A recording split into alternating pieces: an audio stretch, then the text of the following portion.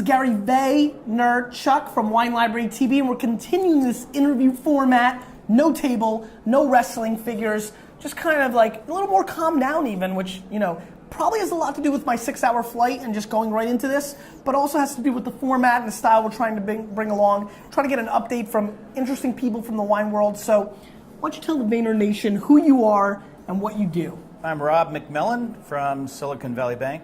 I am the banker to wineries in the West Coast. It's not a bad job.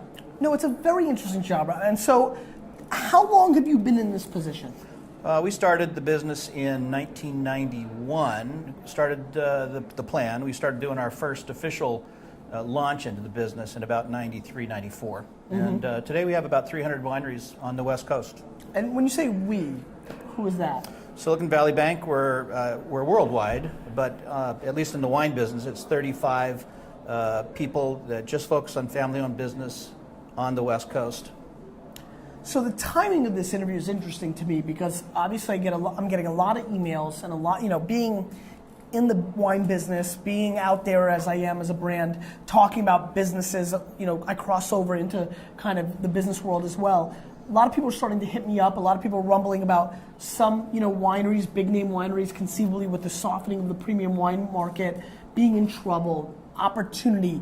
Is it as bad as people think? Is it worse? Is it better? Are there going to be, you know, I think the people out there watching are very curious. I'm darn curious. That's why I'm asking. Yeah.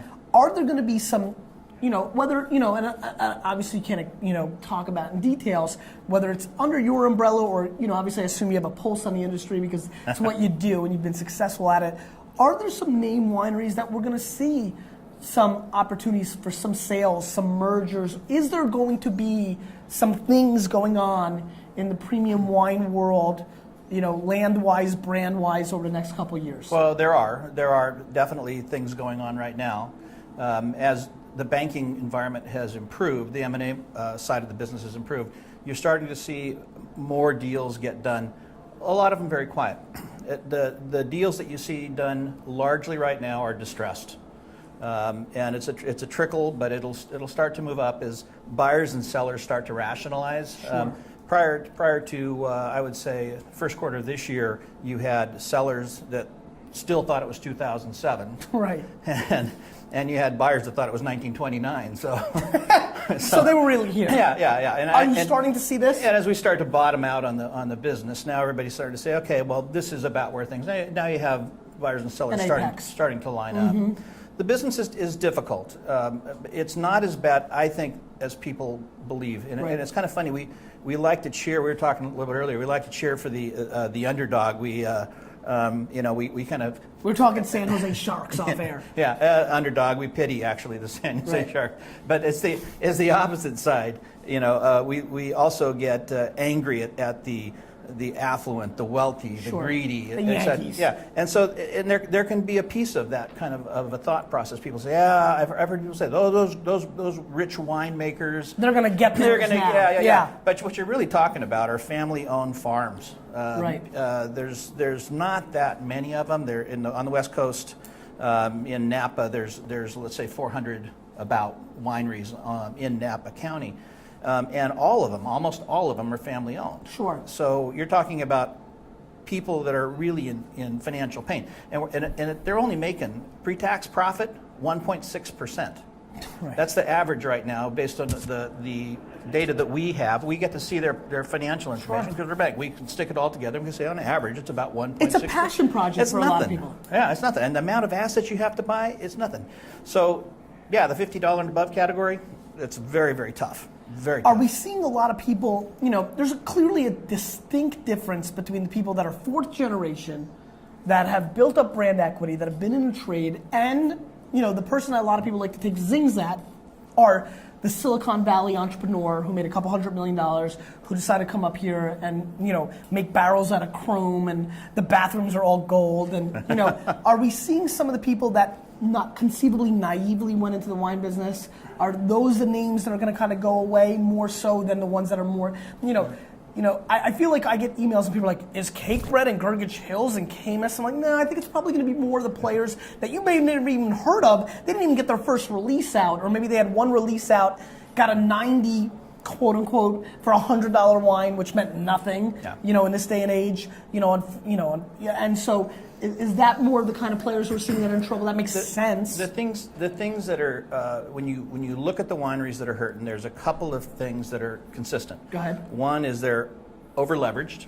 And that could be across almost anybody. It could be big. And that could be big, small. Big to bitty. So, big names, small names. Right next to anybody on the same street, sure. they could be in trouble. They might not. The other thing is length of time in business. The established brands are doing much, much better. Sure. Than the because brand a restaurant list and a distributor is going to cut down their list. And, if you're Camus or Chalk Hill or Gergich Hills or Cake Bread, that's something that's you got known. A brand. You got brand equity. Whereas if you're like Blue Hot Stove, which just got invented 45 minutes ago, it's a little tougher. Yeah.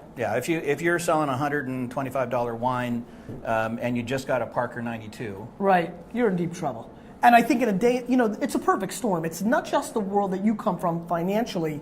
It's and Parker and Spectator clearly still very important, but nobody that is paying attention to the business world is confused that they are far less important than they were a decade ago with, not Wine Library TV, just the internet. I mean, Cellar Tracker and Cork'd and Cruvy, there's just bloggers, whether it's Vinography or Dr. V, I mean, there's just so much information out there. So the impact where you could use, if I was a businessman in the late 90s. And you are, by the way. I am a businessman. But if I was a businessman in the late 90s that was going to get involved in the wine business, I would have paid Helen Turley whatever she wanted. I would have hired Bob Abreu, and paid him whatever he wanted. And I know pretty much that if the vineyard I bought had some brand equity, that there was literally no shot that if I was able to get Parker to taste it, that I wouldn't be in that 94 to 100 point category, which automatically gave me a business. Absolutely. That ship has sailed a long time ago. In the 90s, if you made wine and it was good wine, it sold itself. Yeah. In 2000, not so much. And today, this is the first time, and you see this, we were talking about this just the other day, at VinTank, pardon me, that it's the first time where we've actually have a reason to leave on one spot and a reason to go on the other. You can't market the way you did before. A, you can't just sit on your porch and hope it'll sell. B, you can't go through traditional marketing because the papers, newspapers, etc. And not only are they expensive, but they're also contracting. That's right. So now you have to start looking at some of the other things that are available. Some of the things that you're pointing. Sure. I mean, to be brutally honest, because we're having a good time here, I don't think 95% of the wineries did market. No. I mean, they were all playing this. I mean, I am... Marketing meant taking your wine and putting it in a restaurant. That's right. You might put a number on your cork. That's right. I mean, I'm very angry, since we're on the record, that how many wineries blamed Parker and Spectator. I mean, for all it is, the fact of the matter is that people played the game. They were lazy, they submitted the wine to get reviewed, and that was pretty much their marketing. We didn't make enough wine.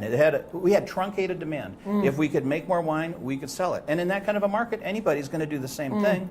They're just going. Why would you spend money to go out across the country and sell your wares when somebody wants to buy it? It's the same. For instance, why would we want to export when we drink it all ourselves? There's no reason. And that's what's happening it's right kind now. Of like We really don't export very much wine. No, absolutely true. Very few. Absolutely very true. Very underestimated fact in our world. So, we've got you here. We're fortunate to have that. I appreciate it. State of the Union. Are we seeing opportunity? If you're a cash-rich organization, brand, company, individual, do you think that there is really substantial opportunity right now to walk in and get a winery or a vineyard land at a very great price? Do you think that on the flip side, is there even a shot if you've got a great marketing plan and you've got some chops, maybe some brand equity as a winemaker or in other industries, as a place where you can borrow some money? Where are we right now? The business is evolving, and at this point, I think we've moved away from the trading down. You've heard probably that term, the trading down phenomenon. Yep. I think we're by that. That's an old reality. Term. At this point, it really is. If you look at first quarter sales for Walmart, there we go. If you look at first quarter sales for Walmart, which is an amazing indicator. Same store sales are off. Off. Off. Negative. Excuse me. Yeah.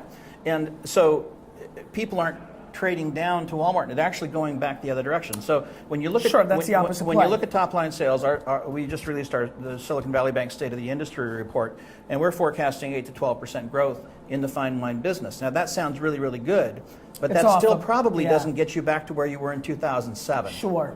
How far of an '07 drop do you think? Are we talking 30%? Oh no, nothing like that. Okay.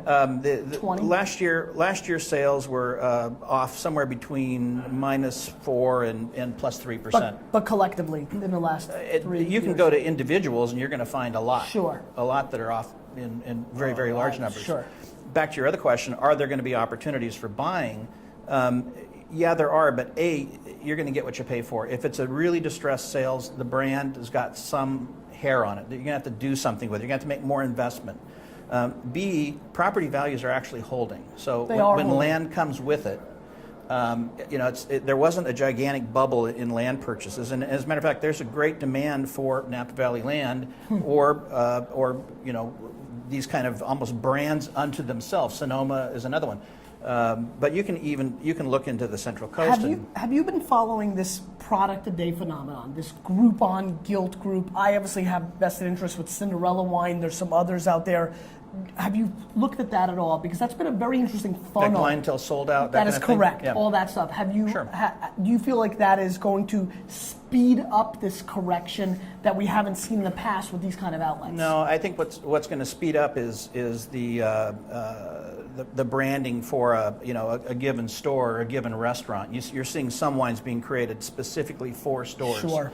And that'll help. The private labeling. The way I look at things right now is we probably have the rest of this year to get the market back in. Do you think as early as January of 2011 that we'll start being into some sort of corrective place? I mean, as a consumer, this is the time to buy. No question. In the early '90s, I loaded my cellar up and I drank. That's right. I'd like to say it for the rest of that decade, but actually, it only took me about 3 years, I think. Well, you're drinking too much. I know, that's the problem.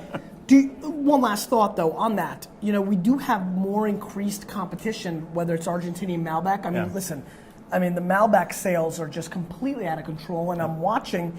I was curious, obviously I am doing a talk for you guys in the future. I want to come very smart, so I've been doing some data mining. I've been looking at the consumers that are buying these $12 Malbecs, and a lot of them were buying $25 Napa Cabs. Do you think globally, at the highest level, far more of the concern of the people, let's say in the general area of this world, should be the increased world competition more so than this period of economic kind of downturn? There's only wine made from Napa and Sonoma, Walla Walla, Santa Rita Hills. You only make those, they're very small growing areas, and it's a very small production amount. So when you're talking about Argentina, that's bigger than Napa. Sure. And so you're going to see, large volumes of those wines come up. And actually, part of the thing ends up being the exchange rate. The dollar's gotten very strong lately, and the amount of bulk wine coming over in these gigantic bladders has increased dramatically. Sure. And if we keep seeing what's happening in the euro right now, it may that's come the from point. That's exactly the point. The dollar's gotten strong, especially relative to the euro. I can't imagine what's going to happen with Portuguese bulk wine soon. And Spanish. Sure. Spanish just got downgraded as a country. That's right. That stuff's cheap to begin with. So we're going to start seeing $3 Grenache on the shelf. So you're going to have those coming your way. And those are values, and I think the world is more open to the world. No question. Our world is more open to the the world. U.S. is much more open to the world now, drinking-wise. You're far younger than I am, but barely. You look really good. Thank you very much. You look good too. Thanks, man. when I do look better in person than on camera, right? You do. Yeah, I've always thought so. I think it's the powder, though. Yeah, absolutely. It's the powder. The makeup. Yeah. Go ahead. When I was a kid, if you wanted to get a good wine, a foreign wine, you'd actually have to know the importer. You'd have to go to Berkeley Imports or something like that to go get your bottle of wine, and depend upon what they have and what they said was good, then that's what you would get. Today it's not like that. No way. You can have that stuff imported. So that is a part of the competitive landscape. There's no question about it. But the United States makes some fantastic wines. Amazing It's going to always be more expensive, and that's part of it. I don't think we have to apologize for making great wine. It's high quality. It stands on its own. But the point you were making earlier is today, it's different. You can't have a wannabe cult. You can't sell a $75 wine. You can't hire Philippe Melka and go 100% new French oak and buy grapes from Beckstoffer and have a business. Yeah, well, not for $20. No, You definitely can't- not. It's going to be $100, and it's not guaranteed, or definitely not as guaranteed as it used to be. Exactly. So it's going to take more work. But consumer opportunity? Absolutely. There's definitely, the wine business is turning around. Profitability ain't great, but Nice to sales hear. are going to be up at the fine wine segment. A lot of obstacles ahead, but we ought to all be bullish on it. It's good. It's good to, you know is what? good. It's good to earn it. We're earning it now, let me tell you. Appreciate it, my friend. Gary, nice to Thanks see for you. being on. See you later.